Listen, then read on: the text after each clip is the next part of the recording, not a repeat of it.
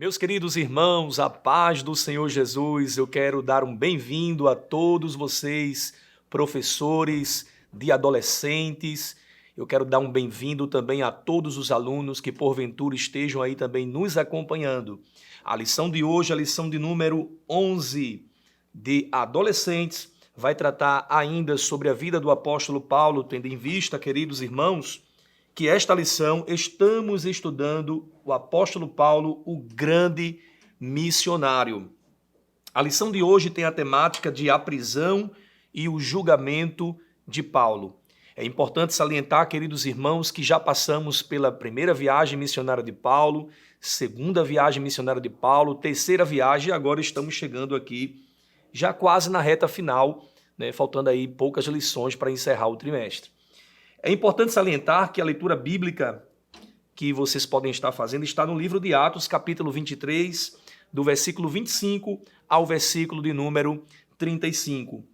E a mensagem principal está em Atos 26:6, que diz a seguinte expressão: "E agora estou aqui sendo julgado, porque tenho esperança na promessa que Deus fez aos nossos antepassados."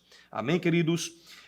Na lição de hoje, então, para iniciar a aula, né, antes que a gente inicie, eu quero pedir a você que siga lá o nosso canal no YouTube, né, EBD Online, né, com certeza você vai ter muitos conteúdos interessantíssimos para o teu conhecimento e para o teu crescimento espiritual.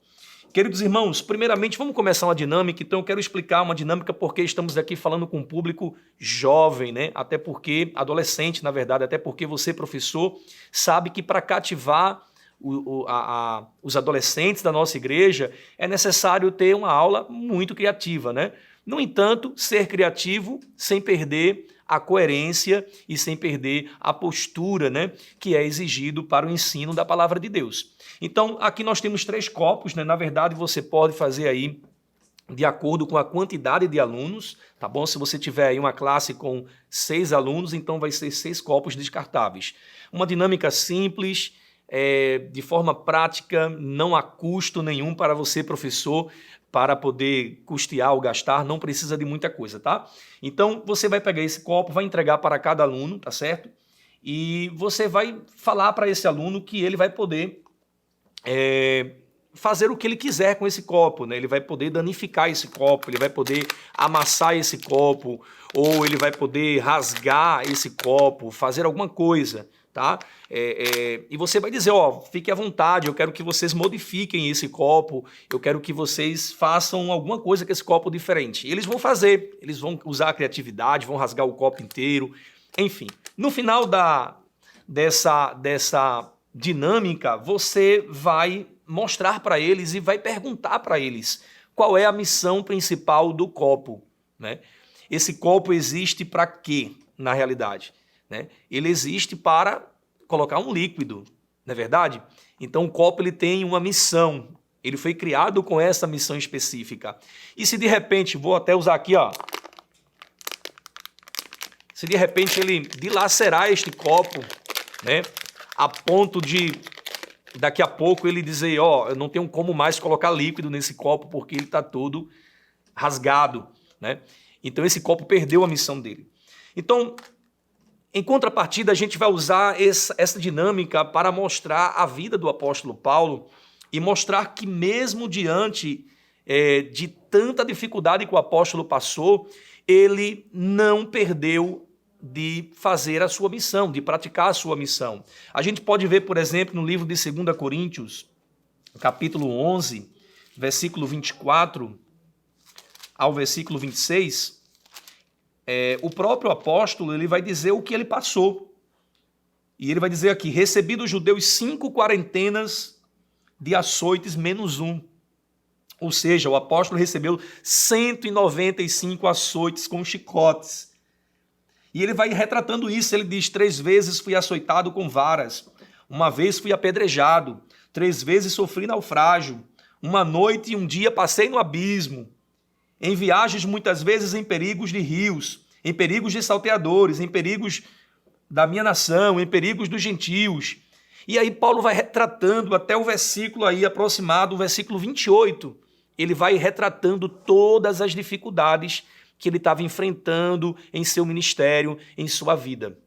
Isso para Paulo não era nenhuma novidade, porque quando Paulo aceitou Jesus, Atos 9 e 16, se a gente for ler esse texto, está bem claro, né, quando Deus fala com Ananias e ele fala um pouco do que este homem de Deus ia passar, né? O perseguidor iria se tornar em perseguido. 9,16 diz assim: e eu lhe mostrarei quanto deve padecer pelo meu nome. Então não era de se estranhar que Paulo de fato enfrentasse muitas dificuldades e muitas lutas. É como se Paulo estivesse dilacerado como este copo, né? Porém, queridos irmãos, se este copo for colocado um líquido aqui agora, ele vai se derramar todo, ele não vai conseguir cumprir a sua missão. Mas o apóstolo Paulo, mesmo dilacerado, mesmo sendo perseguido, essa é a ideia da dinâmica, é você mostrar que mesmo ele passando por tudo isso, Paulo cumpriu a sua missão, né? E alguém pode até pensar de fora, a missão acabou porque Paulo agora foi preso e agora está sendo julgado, né? Quem estava de fora provavelmente pode ter tido essa visão. Paulo em momento nenhum pensou desta forma. Paulo sabia que aquilo era uma mudança de rota que o próprio Deus estava estipulando para que ele passasse. Tanto é que quando Paulo chega a Éfeso, Paulo reúne os anciões da igreja e ele ali num ar de despedida, né, todos chorando, emocionados. Paulo diz que provavelmente eles nunca mais veriam seu rosto, porque Paulo estava indo para Jerusalém e ele disse que em cidade que ele passava, o Espírito de Deus lhe revelava as prisões e as dificuldades que ele ia passar. Olha que interessante, queridos irmãos, que Paulo já sabia o que lhe suceder, o que iria lhe acontecer. E de fato isso aconteceu. E nós observamos que mesmo Paulo chegando a Jerusalém, no seu destino final, e Paulo estando ali, e quando ele vai para a sinagoga para pregar, e que Paulo ali é preso, né, ali pelos judeus, tanto por fariseus como por saduceus, Paulo não deixou de cumprir a sua missão. Mesmo preso, mesmo sendo julgado, mesmo sendo colocado e sendo acusado por muitos irmãos, por muitos homens, Paulo não deixou de cumprir a sua missão. E a gente observa que assim que ele foi preso, que o tribuno, ou chamado comandante, né, pega Paulo ali para que ele não seja morto pelos judeus, porque a vontade daqueles homens era matar Paulo. A gente observa que nessa primeira fase de um processo interminável praticamente, um processo, na verdade, muito longo de julgamento, a gente observa que o tribuno ali, ele entra em cena para que não se sucedesse ali que o Paulo ali pudesse ser morto, porque era isso que iria acontecer. E a gente observa que Paulo pede para falar e Paulo sempre arrumava as oportunidades para falar de Jesus. E no capítulo 21, do versículo 37 ao 40, ele pede a fala, e no capítulo 22 de Atos dos Apóstolos, Paulo começa a discorrer o seu discurso, ele começa a pregar. E a sua pregação é um testemunho de como Jesus lhe encontrou no caminho de Damasco, de que forma Deus transformou sua vida. Ele também fala como ele perseguia os cristãos e que ele agora era um cristão, ele agora servia Jesus. Mas aí eles não se dão satisfeitos porque Paulo, em certo momento, Paulo fala que Deus o enviou para pregar aos gentios e isso, queridos irmãos, foi suficiente para que um tumulto acontecesse perante o tribuno. E Paulo ali naquele momento, quase sendo pego e quase sendo morto, né? As pessoas brigando com ele por causa dessa fala dele, porque eles não aceitavam que os gentios também fossem escolhidos por Deus para serem salvos. E aí acontece que o tribuno pede para que Paulo seja preso e seja levado para ser açoitado. E observe que Paulo usa o seu direito de ser cidadão romano para não ser açoitado. E a gente observa que quando Paulo fala na língua grega para aquele soldado, ele fica admirado e ele diz, ora, você não é um egípcio da qual você tem 400 homens à sua disposição, 400 salteadores que você levou para o deserto? E Paulo disse, não, eu não sou esse homem. De forma alguma eu sou esse homem. E Paulo pede ele reivindica, na verdade, o seu direito de cidadão romano, e aquele homem diz para ele, aquele comandante diz, olha, eu comprei esse direito por um preço muito grande, muito alto. E Paulo disse, não, mas eu sou cidadão romano desde quando eu nasci. Eu tenho esse direito desde a minha nascença. E aí aquele homem com medo, ele não quis mais tocar no apóstolo Paulo. E envia Paulo para o Sinédrio, onde era o local, um conselho superior, onde era um local onde se julgava segundo a lei de Moisés. Mas, porém, Paulo prega novamente, Paulo sempre usando a sua missão de evangelizar, de pregar, de falar do amor de Deus. Paulo percebeu, irmãos, que ali tinha fariseus e saduceus. E agora Paulo, ele usa de estratégia e ele fala que estava sendo preso porque ele acreditava na ressurreição dos mortos, causando ali um tumulto entre fariseus e saduceus. Querido professor, é importante salientar o porquê que Paulo falou isso, porque, na verdade, os fariseus acreditavam na ressurreição dos mortos. Os saduceus não acreditavam. Os fariseus acreditavam em anjos, os saduceus não acreditavam. Os saduceus só acreditavam nos 5 livros da Bíblia do Antigo Testamento, ou seja, eles só acreditavam no Pentateuco. E já os fariseus não, eles acreditavam em todo o Antigo Testamento.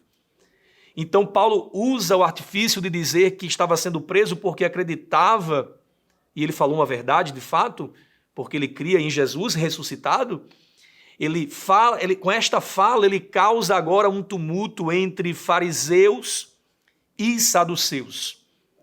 E aí, novamente, o tribuno tem que ali retirar Paulo, porque senão ele morreria na mão daqueles religiosos. Então, queridos irmãos, Paulo é enviado para Cesareia porque havia uma conspiração de aproximadamente 40 homens querendo matar Paulo, e Paulo é enviado para Félix, para ser julgado por Félix. E agora Paulo, nesse cenário jurídico, nesse cenário de julgamento, Paulo agora está sendo acusado perante o governador Félix, e uma das principais acusações, na verdade são 3 acusações principais que Paulo sofre, e uma das primeiras está lá em Atos 24, versículo 5 e versículo 6. Vamos ver as acusações que eles estavam apontando para Paulo. Atos 24, versículo 5 e o versículo 6. Temos achado que este homem é uma peste e promotor de sedições entre todos os judeus, por todo o mundo, e o principal defensor da seita dos nazarenos, o qual intentou também profanar o templo, e por isso o prendemos, e conforme a nossa lei o quisemos julgar. Então veja que aqui há 3 acusações principais. A primeira, ele é acusado de provocar desordens. A segunda acusação, ele é líder do partido dos nazarenos. Terceira acusação, este homem está tentando profanar o templo de Deus. Veja, irmãos, quantas acusações perante Paulo, e Paulo, só restava para Paulo se defender. E em cada defesa de Paulo, Paulo falava do Evangelho de Cristo. Então, professor, você vai poder discorrer diante de Félix, diante do seu sucessor, que mais à frente, Festo, ele assume o lugar de Félix em Cesareia, e diante de Festo, né, que queria agradar os judeus, porque os judeus foram pedir para Festo que enviasse Paulo novamente para Jerusalém, porque eles estavam preparando uma cilada para Paulo. E quando Paulo percebeu que este caminho já estava sendo ali montado, né, ou seja, já estava sendo arquitetado para que ele fosse de volta para Jerusalém, Paulo já tinha passado ali praticamente 2 anos em Cesareia, em uma prisão da qual ele podia receber pessoas, visitas, onde ele pregava o evangelho, onde ele evangelizava as pessoas que estavam perto dele. Então Paulo tinha essa liberdade de pregar o evangelho do Senhor Jesus Cristo. E aí Paulo apela para César, porque a única saída nesse momento aqui, na minha opinião, era que ele, de fato, para não voltar para Jerusalém, ele teve que pedir um apelo para ser ouvido por César, para ser julgado por César. Mais à frente também, professor, entra o rei Agripa e você vai poder explorar também o momento que esse rei vai visitar Festo para poder participar daquele julgamento também, né? E eles depois colocam lá, vamos dizer assim, no laudo, dizendo que esse Jesus, esse homem que estava, Paulo, na verdade, que estava sendo julgado, que estava sendo apontado pelos judeus, tanto por saduceus como por fariseus, que este homem era inocente. Porém, Paulo já tinha pedido para ir a Roma. E aí Paulo vai para Roma e indo para Roma, Paulo enfrenta, nós sabemos que Paulo enfrenta aí diversas situações adversas para chegar a Roma. Não é novidade para nós, sabemos que Paulo sempre enfrentou dificuldades na pregação do evangelho, né? Muitas lutas, muitas dificuldades, mas em Roma, Paulo também é instrumento de Deus. Olha que interessante, o copo, mesmo machucado, mesmo preso, mesmo escanteado, mesmo sendo apontado e julgado por muitos, mas o propósito de vida de Paulo estava sendo cumprido. Com esta palavra, queridos irmãos, eu quero motivar a cada professor para que mostre para cada aluno que cada um deles tem uma missão, que Deus os chamou para uma missão aqui na terra. E que mesmo que todos venham a passar por diversas situações como Paulo passou, por prisões, por perseguições, mas mesmo machucado, como fizemos na dinâmica, que o seu aluno mesmo desta forma aqui como esse copo, enfrentando tantas lutas, mesmo com tantas dificuldades, que seu aluno ele saia desta aula sabendo que ele não pode deixar de cumprir a sua missão. Então, eu quero agradecer a todos, em nome de Jesus, pela participação e que possamos falar a palavra de Deus com ousadia, em nome de Jesus. Amém. Que o conhecimento é capaz de mudar a vida de quem lê, a gente já sabe. E que livro você pode comprar em qualquer livraria. Mas nós transformamos 100% do nosso lucro em mudança de vidas, através da ação social, evangelismo e missões. Ao adquirir qualquer um de nossos produtos, seja presencial ou à distância, você está investindo em alguém. Na próxima vez que você for comprar livros ou artigos evangélicos, não vá em qualquer lugar. Vá na Livraria Arca Missionária. Uma nova história começa quando você compra aqui. Agora você pode fazer a sua contribuição através do Pix, uma operação rápida, segura e sem custos. Abra o aplicativo do seu banco, clique na opção Pix e em seguida vá na opção Transferência. Depois é só digitar nossa chave Pix, que pode ser o nosso CNPJ 11 120 490 0001 86. Nosso e-mail contribua@eadalp.org.br ou nosso celular 81 98883 2755. Verifique se a contribuição é para a Igreja Evangélica Assembleia de Deus em Abreu Lima, Pernambuco. Confirme a transferência e depois siga o procedimento do seu banco. Anote nossas chaves Pix para não esquecer. CNPJ 11 120 490 0001 86. E-mail contribua@iadalp.org.br. Celular 81 98883 2755. Você está contribuindo para o crescimento da obra de Deus.